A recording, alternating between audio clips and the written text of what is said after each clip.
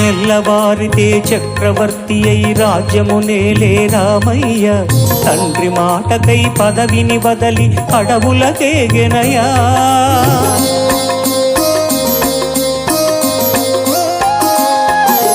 మహిళ జనులను కావగ వచ్చిన మహావిష్ణు అవతారమయ.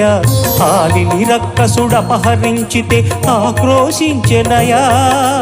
అసురుని త్రుంచి అమ్మను తెచ్చి అగ్ని పరీక్ష విధించెనయా. సాకలి నిందకు సత్యము చాటగ కులసతినే విడనాడెనయ. నా రాముని కష్టం లోకంలో ఎవరూ పడలేదయ్యా.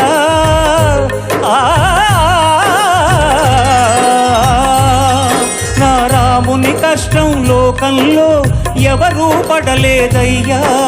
సత్యం ధర్మం త్యాగంలో అతనికి సరిలేరయ్యా. కరుణా